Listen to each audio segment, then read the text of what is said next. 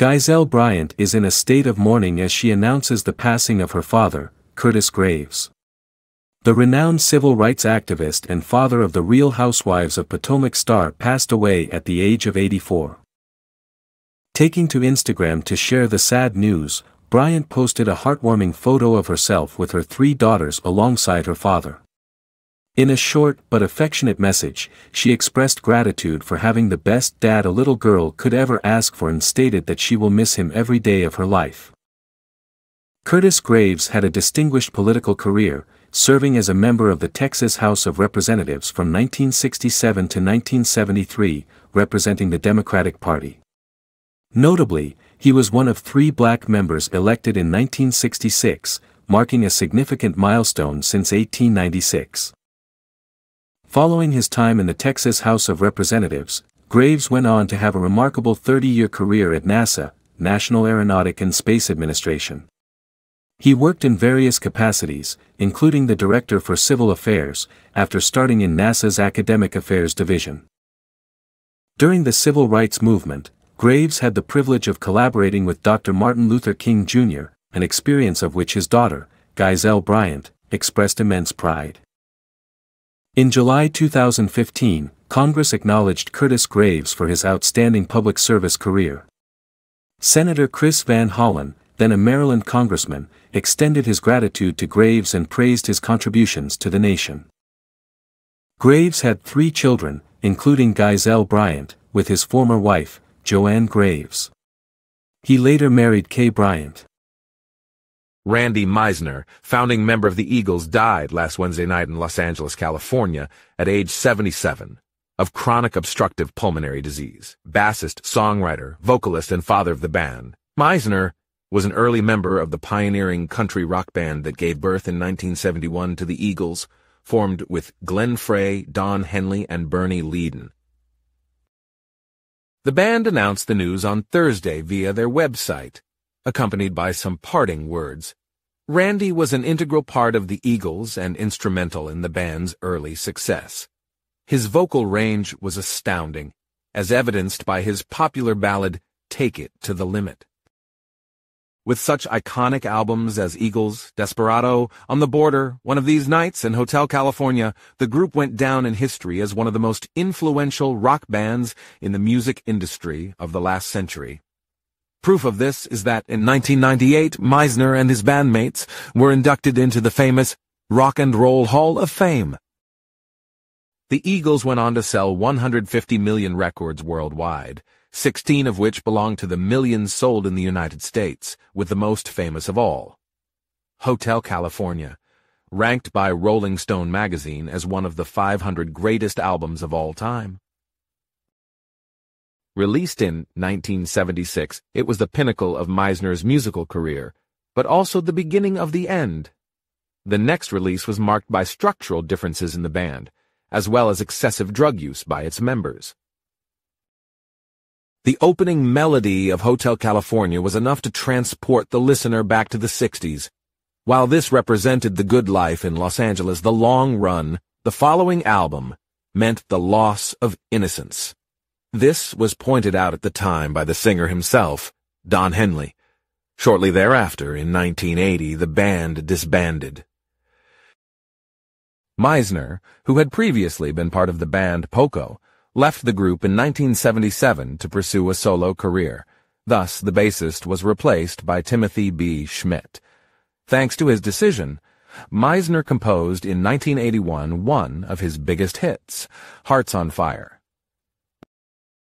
After more than half a century marking musical history, the band, today formed by Henley B. Schmidt, Vince Gill, Joe Walsh, and Deacon Frey, announced their farewell tour, The Long Goodbye, which will begin in September 2023. Blooded. Katie Spikes, a talented news producer and 60 Minutes story editor, passed away at the age of 53 after a brave battle with cancer on July 25, as announced by the network. Before joining CBS, she had worked as a talent producer for CNN's Larry King Live in both Washington, D.C., and Los Angeles. Throughout her impressive three-decade tenure at CBS, Spikes received an Emmy Award for her remarkable contribution to the network's coverage of Princess Diana's death in 1997. Her skills and dedication helped secure interviews with prominent figures like former President Barack Obama and Michael Phelps. She leaves behind her parents, sister, husband Donald, sons James and Owen, and stepson Brandon. In a statement on July 27, executive producer Bill Owens expressed his deep sadness over the loss, describing Katie Spikes as a dear friend and colleague who played a significant role on the ninth floor, home of 60 Minutes. He praised her as a source of relentless positive energy that everyone sought out, and emphasized her intelligence, sense of humor, hard work, and mentorship skills. Owens also valued Katie's opinion, noting that she fearlessly embraced different perspectives and had impeccable taste. Sharon Alfonsi, a correspondent for 60 Minutes, remembered Spikes as a talented producer, a courageous diplomat in the newsroom, and an irreplaceable and loyal friend. She highlighted Katie's passion for amplifying the stories of underdogs from all walks of life, and in a newsroom often filled with heavy topics, Katie brought joy and light. Her loss is deeply felt and leaves an irreplaceable void.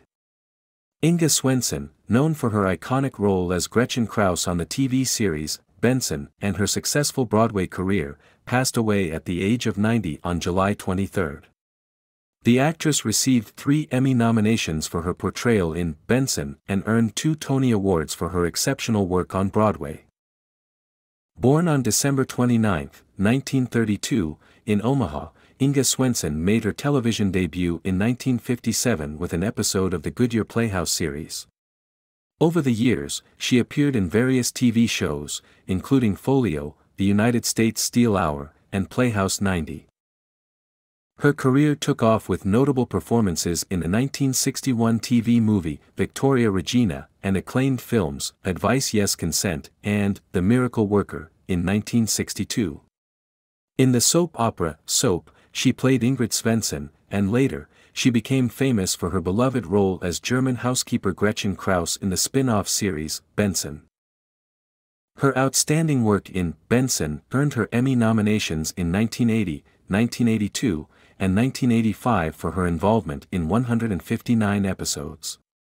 Apart from her contributions to film and television, Swenson was also recognized with a Tony Award nomination for Best Actress in a Musical for her performances in 110 in the Shade and Baker Street.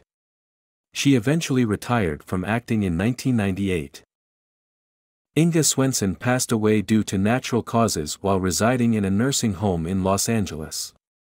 The news was confirmed by her son Mark, and her husband Lowell Harris was by her side during her final moments. In the last 6 months, her health had been declining, and unfortunately, there was no sign of improvement or possibility of recovery. Julian Barry, who made Lenny Bruce into Lenny, dies at 92. Julian Barry, whose scripts for a Broadway play and a Hollywood movie about Lenny Bruce, both titled Lenny, became definitive portraits of the comedian as a truth-teller who drove himself mad in a righteous struggle against American hypocrisy, was found dead on Tuesday morning at his home in Beverly Hills, California. He was 92. His daughter Julia Barry said he had died overnight in his sleep. He had been receiving medical treatment for congestive heart failure and, in recent weeks, for late-stage kidney disease. Like Marilyn Monroe and John Lennon, Mr. Bruce died young. He was 40, and became a figure of continually renewed pop culture lore. His comedy career and his criminal prosecutions on drug and obscenity charges inspired museum exhibitions, one-man theatrical performances and biographies. From 2017 until this year, a fictionalized version of Mr. Bruce was a recurring character on the Amazon Prime television show The Marvelous Mrs. Maisel. Mr. Barry's play, which opened on Broadway in 1971, 5 years after Mr. Bruce's death, proved that Mr. Bruce could draw an audience posthumously. The 1974 movie version, which starred Dustin Hoffman in the title role, has endured as a classic of the Lenny Bruce mini-genre. It earned 6 Academy Award nominations, including for Best Picture, Best Actor and Best Adapted Screenplay. Mr. Barry lost to Francis Ford Coppola and Mario Puzo for The Godfather Part 2. In both scripts, Mr. Barry paid homage to Mr. Bruce by including lengthy passages of his stand-up comedic material. His Lenny Bruce is crude but winningly so, more forgiving human frailty than mocking it, and skillful in using earthy common sense to attack the prejudices of his day. Clive Barnes of the New York Times called the play a dynamite shtick of theater, and reflected on the irony that Mr. Bruce had been arrested after using language in nightclubs that by 1971 seemed unexceptional when declaimed from a Broadway stage. The last laugh, he concluded, is with Mr. Bruce. Actress Lelia Goldoni passed away last Saturday in Englewood, New Jersey, as her friend J.D. Sobel told The Hollywood Reporter. Goldoni was 86 years old and had been retired from film since the 1980s, having compartmentalized her films with a brilliant career in dance. Around 1993, when she had not been in front of the camera for some time, she had directed the documentary Genius of the Wrong Coast, dedicated to the famous dancer Lester Horton. It was precisely in his corps de ballet, Lester Horton Dancers, where the first steps of her career had taken place, in the company of Alvin Ailey or Carmen de Lavalade. Born in New York in 1936, Goldoni had grown up in Los Angeles but ended up returning to the Big Apple, and enrolled in the drama workshop of the famous filmmaker John Cassavetes. Thanks to this he would star in his feature film debut, which would also be Cassavetes' debut as a director. Shadows. Lelia Goldoni in Shadows. Lelia Goldoni in Shadows. Last Saturday, actress Lelia Goldoni passed away in Englewood, New Jersey, as her friend J.D. Sobel told The Hollywood Reporter. Goldoni was 86 years old and had been retired from film since the 1980s, having compartmentalized her films with a brilliant career in dance. Around 1993, when she had not been in front of the camera for some time, she had directed the documentary Genius of the Wrong Coast, dedicated to the famous dancer Lester Horton. It was precisely in his corps de ballet, Lester Horton Dancers, where the first steps of her career had taken place, in the company of Alvin Ailey or Carmen de Lavalade. Born in New York in 1936, Goldoni had grown up in Los Angeles but ended up returning to the Big Apple, and enrolled in the drama workshop of the famous filmmaker John Cassavetes. Thanks to this he would star in his feature film debut, which would also be Cassavetes' debut as a director. Shadows. Shadows, released in 1959, is considered an essential title of the American indie, starring Goldoni in the role of a young woman of irate character who passed for white being black, as it happened in real life. In 1959 Goldoni also appeared with Cassavetes in Johnny Staccato, a series for NBC. Shortly thereafter she moved to England, where she would live for a decade before returning to the USA in 1973. During his British period he would appear in Hysteria or in the famous heist movie A Job in Italy, with small roles. Back in the US she played B. Ellen Burstyn's best friend in Martin Scorsese's film Alice Doesn't Live Here Anymore, being nominated for a BAFTA for the second time. It was 1974, and a year later we saw her in John Schlesinger's meta-cinematographic satire Like Plague of Locusts. 3 years later she appeared in the remake of Philip Kaufman's Invasion of the Ultra Corpses, as well as in Robert Mulligan's Stony, Hot-Blooded.